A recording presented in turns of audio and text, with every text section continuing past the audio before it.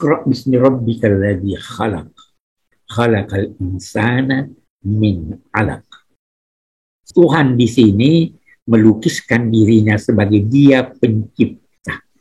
Ciptaannya itu bermacam-macam, beragam penciptaannya. Suatu hal yang menarik bahwa tidak ada satu pun yang persis sama. Semua beragam. Yang kembar pun pasti ada bedanya. Pohon, daunnya pun ada perbedaannya, sedikit atau banyak. Maka Tuhan menciptakan manusia ini beragam untuk apa? Supaya bisa kita saling membantu. Bantu-membantu. Manusia beragam. Kemampuannya beragam dan bertingkat-tingkat. Kita beragam. Kita adalah makhluk sosial. Min alaq, tergantung, sesuatu yang tergantung. Kita memiliki ketergantungan. Sehingga kita membutuhkan orang lain. Dan kita membutuhkan adanya keragaman itu. Maka bacalah, demi karena Tuhanmu. Bantulah demi karena Tuhanmu yang mencipta. Dan yang mencipta manusia dalam kondisi yang berbeda-beda. Iqra bismi rabbikal ladzi khalaq, khalaqal insana min 'alaq. Iqra wa rabbukal akram.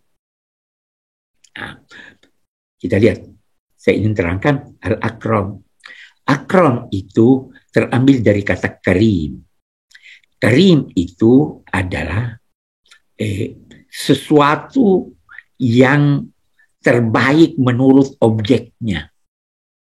Nah, Iqra wa rabbukal akram. Akram itu bentuk superlatif yang paling baik.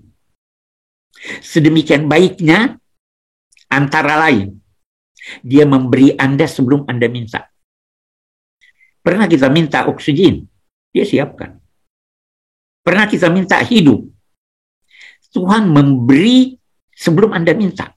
Dan dia memberi lebih banyak dari yang Anda butuhkan. Dia hanya suruh Anda berusaha. Dia kecewa kalau Anda minta pada selainnya. Itu sifat-sifat Tuhan karim. Nah, mari kita lihat sekarang. Iqra wa rabbukal akram. Yang penting Anda usaha membaca. Nanti Tuhan akan memberikan Anda petunjuk sehingga Anda memahami, mendapatkan apa yang Anda cari. Bahkan seringkali tanpa kita berusaha mencarinya, kita mendapatkannya. Karena itu, kita lihat lebih jauh. Kita baca deh selanjutnya. Iqra wa rabbukal akram, alladzi 'allama bil qalam, 'allamal insana ma lam ya'lam. Tuhan mengajar dengan alat, dengan pena. Pena alat tulis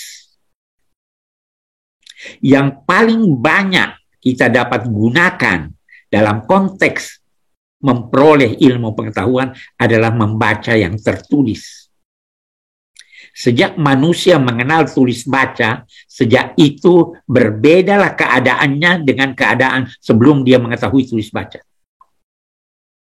Dengan adanya tulis baca, kita bisa mentransfer ilmu.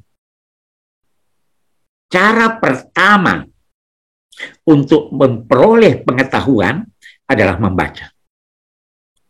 Dan membaca itu yang paling sering, yang paling banyak adalah membaca sesuatu yang tertulis. Tapi ada cara lain. Apa itu? Iqra wa rabbukal akramul ladzi 'allama bil qalam, 'allamal insana ma lam ya'lam. Mengajar manusia apa yang dia tidak tahu. Nah, pakar-pakar berkata bahwa pengajaran Tuhan itu, pengetahuan itu diraih melalui dua cara. Cara pertama, usaha manusia. Usaha itu tergambar intinya pada membaca. Di Al-Quran dinyatakan, Allah akhrajakum min butuni ummahatikum la ta'lamuna syai'a. Allah mengeluarkan kamu dari perut ibumu tidak mengetahui sesuatu. lalu menjadikan buat kamu mata, telinga, dan hati, supaya kamu menggunakan 3 alat pokok ini untuk tahu. Nah, saya kembali. Ada cara memperoleh ilmu melalui usaha Anda. Anda berusaha mendengar, melihat dengan mata, berpikir. Itu cara memperoleh ilmu. Tapi ada cara lain. Allama bil qalam, allamal insana ma lam ya'lam. Tuhan yang ajar Anda, walaupun Anda tidak berusaha. Saya beri contoh. Anda boleh bertanya pada saya, Pak Kures, usianya berapa?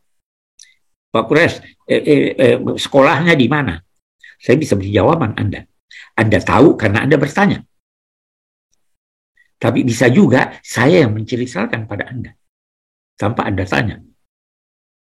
Itu namanya yang kedua ini ilmu yang datang pada Anda tanpa Anda usahakan.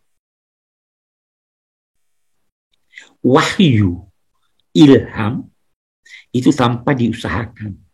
Itu anugerah Tuhan. Dalam hidup ini banyak sekali keadaan yang kita ketahui atau tergambar dalam benak kita tanpa kita usahakan. Kalau saya mau beri contoh yang populer, ada siswa mimpi naik gunung. Ada orang mimpi giginya copot. Apa artinya itu? Itu sangat populer. Kalau mimpi gigi copot, itu ada keluarga yang akan wafat. Itu dari mana ilmu itu? Tuhan yang mengajar. Itu sebabnya dalam ajaran agama dikatakan mimpi itu adalah sebahagian kecil dari wahyu. Wahyu itu sangat jelas sumbernya dari Tuhan. Tapi ada mimpi, ada ilham, ada intuisi. Itu semua bersumber dari Tuhan. Dan itu adalah cara kedua Tuhan mengajar manusia.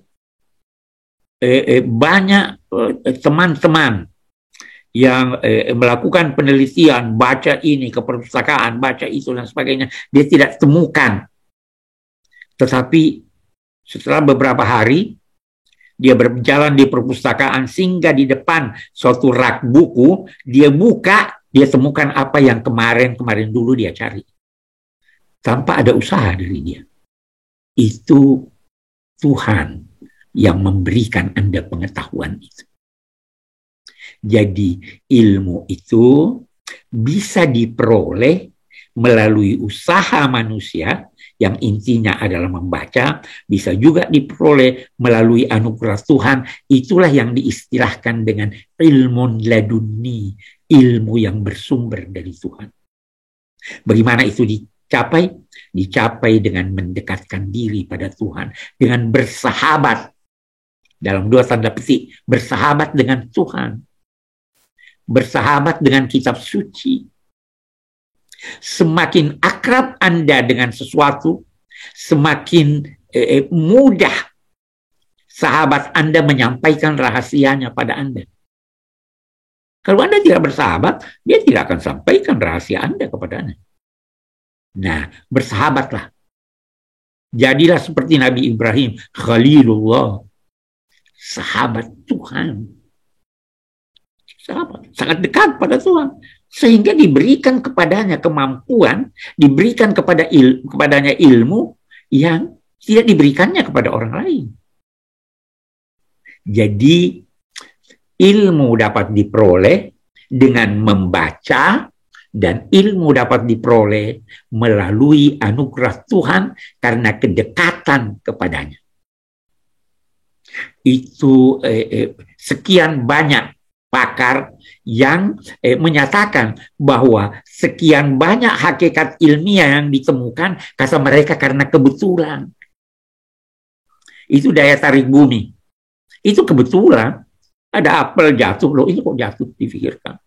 Archimedes menemukan berat jenis, itu waktu dia berenang. Itu bukan usahanya. Tuhan yang mengilhami dia. Nah, disinilah tempatnya wahyu. Disinilah tempatnya ilham. Nah, sejak dini Al-Quran menggarisbawahi bahwa ilmu itu bisa diperoleh melalui usaha manusia, menggunakan matanya, menggunakan telinganya mendengar, menggunakan hatinya, pikirannya untuk berpikir. Anda bisa mendapatkan ilmu apabila menggunakan itu secara baik dan benar. Dan cara kedua, Tuhan menganugerahi Anda ilmu. Wahyu-wahyu Al-Quran itu, wahyu-wahyu yang diterima oleh Nabi itu, para Nabi itu adalah pengetahuan yang dianugerahkan Tuhan tanpa usaha yang bersangkutan. Nabi Isa dapat wahyu, diberi kekuatan oleh Tuhan. Berbeda dengan kekuatan yang diberikannya kepada manusia biasa. Itu nabi-nabi begitu, karena kedekatannya kepada Tuhan. Kalau Anda ingin memperoleh pengetahuan, mendekatlah kepada Tuhan, niscaya Tuhan akan mengajar Anda dengan pengajaran yang Anda butuhkan. Dia akan mengilhami Anda sesuatu yang tidak pernah terduga oleh Anda. Itu ada kisah dalam Al-Quran ketika Nabi Ibrahim bertemu dengan Namrud. Ditanya, siapa Tuhanmu?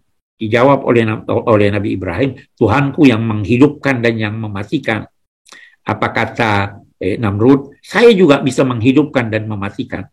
Bagaimana? Dia bilang, ini dua orang, ini sudah dijatuhi hukuman mati, dua-duanya dijatuhi hukuman mati. Yang satu saya perintahkan untuk dibunuh, mati dia atas perintah saya, dan yang satu saya perintahkan untuk dibebaskan sehingga dia hidup.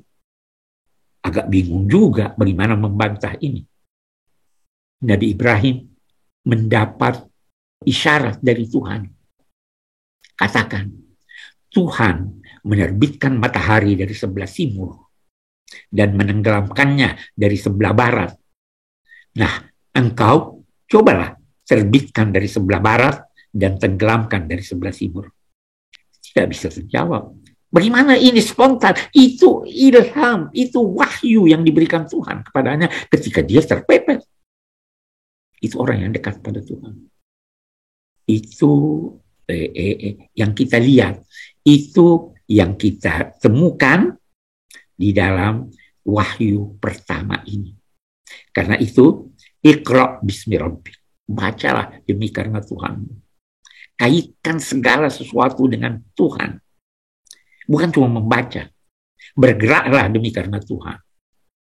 Itu sebabnya dalam agama Islam, kita disuruh setiap melakukan suatu kegiatan memulainya dengan bismillah, dengan nama Tuhan. Apa artinya dengan nama Tuhan? Saya memohon pertolongan Tuhan agar ini dapat terlaksana sesuai dengan tujuan.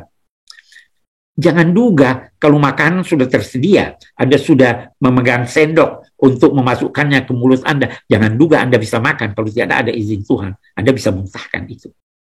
Jadi semua demi karena Allah. Nah, ilmu pun begitu. Karena itu, dalam Islam tidak ada istilah ilmu untuk ilmu, seni untuk seni. Tidak. Ilmu demi karena Tuhan, yakni demi kemaslahatan manusia. Ilmu beragam, silahkan tuntut ilmu apapun, selama itu tujuan Anda untuk kemanfaatan manusia. Kalau bukan untuk kemanfaatan manusia, maka tidak direstui Allah. Karena itu, Allahumma inni a'udzubika min ilmin la yanfa'. Ya Allah, aku bermohon kepadamu dari ilmu, namanya juga ilmu, tapi yang tidak bermanfaat.